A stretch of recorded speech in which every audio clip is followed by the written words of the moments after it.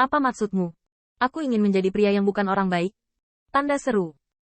Langit bergengsi berdiri tinggi di atas awan, menyaksikan semua ini dengan mata dingin. Mau tidak mau mencibir, bukan tidak mungkin menjadi seorang pria. Jika pisau pencuri ini mengenai 100.000 juta tentara dan jenderal, itu masih mungkin. Tapi dia juga tidak melihatnya. Apa niat membunuh yang melonjak di sekitarnya? Itu semua adalah raksasa kaisar dengan wajah dan wajah dari semua kaisar. Kesan Wei Lingtian terhadap Qin Yichen tetap tidak berubah. Dia selalu merasa bahwa pisau pencuri ini tidak memiliki harta, dan tidak mungkin untuk mengalahkan kaisar. Mesin hebat apapun bisa menghancurkannya sampai mati. Meskipun pencuri ini membawa harta paling banyak di pedangnya, tidak ada seorang pun di antara orang kuat yang akan membunuhnya hari ini yang akan berbicara tentang apa yang disebut kebajikan bela diri. Alih-alih memilih satu. Apa yang kamu lakukan dalam keadaan linglung? Jika bukan karena raja ini meninggalkan lengannya, dia akan membunuhnya dengan tangannya sendiri. Penonton Wei Lingtian tidak takut dengan hal-hal besar, dan meraung marah. Sementara orang banyak memandang Qin Yichen yang memegang pedang di Juhe, seolah-olah untuk melawan mereka semua dengan kekuatan mereka sendiri. Mereka tidak bisa menahan diri. Tapi tertawa lagi dan lagi, atau diam-diam mengejek.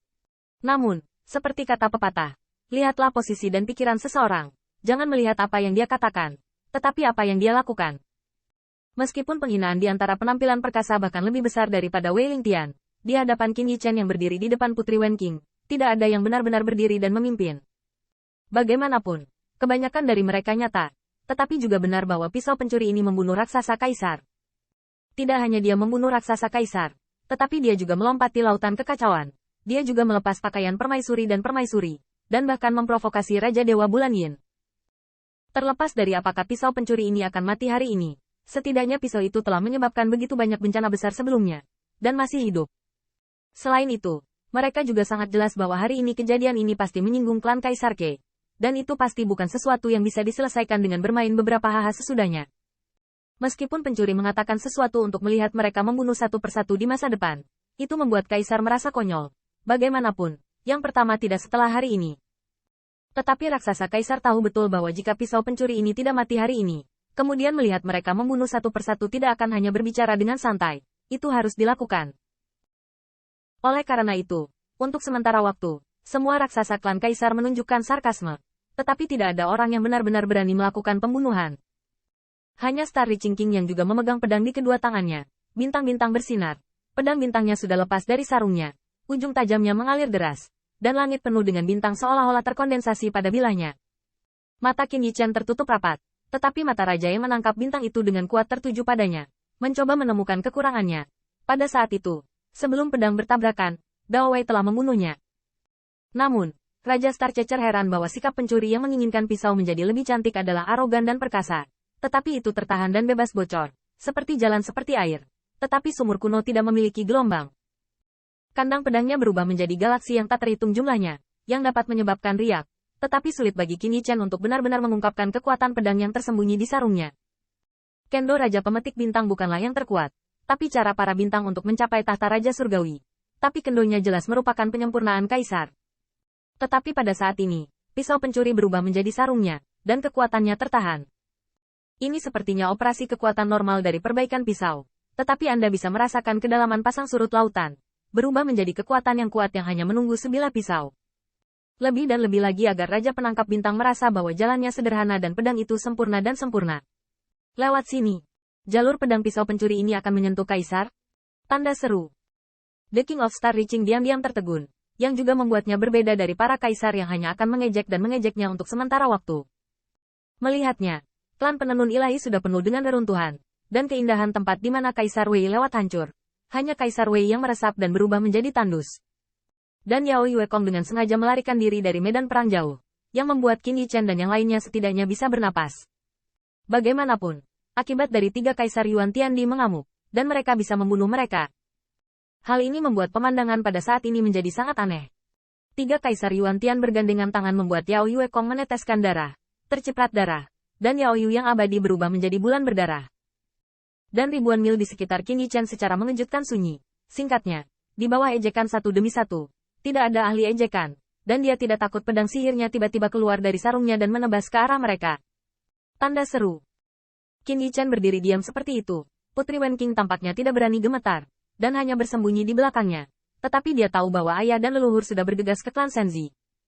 Bahkan jika Kaisar Yuan Tian mengatur sebelumnya dan menjaga semua formasi teleportasi di atas dan di bawah suku Senzi, leluhur mungkin telah tiba. Dan kayu dimasukkan ke dalam sarung seperti ini, menghalangi para pahlawan.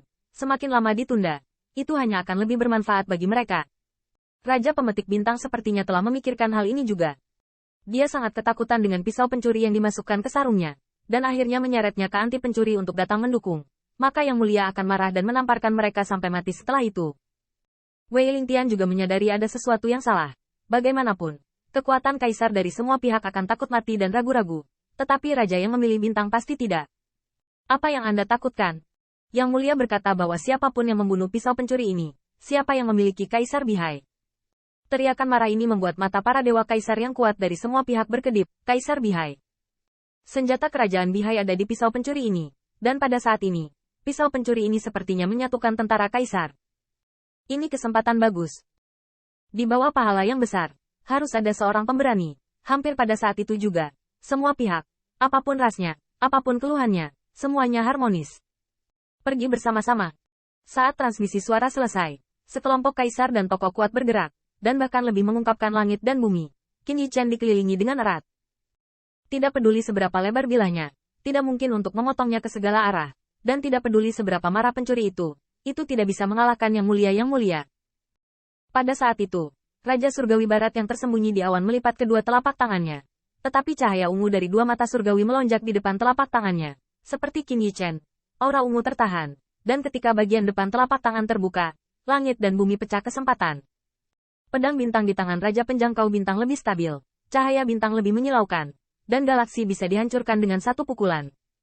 Berdiri di belakang sekelompok raksasa, alis Xie Feiling sudah mekar. Dengan begitu banyak dari mereka yang menyerang pada saat yang sama, pisau pencuri ini memiliki kemampuan untuk mencapai langit dan tidak dapat bertahan hidup. Bahkan, pada akhirnya semua keberuntungan yang membunuh pencuri itu. Xie Feiling masih ingat bagaimana Yao Yue Kong mengancam dirinya sendiri saat itu. Bukankah sudah kubilang aku punya satu mata lagi? Kemudian gunakan cahaya jahat ini untuk melonjak, dan mata asli dari Raja Jahat yang bisa mengubah dunia menjadi jahat, datang dan bunuh pencuri itu.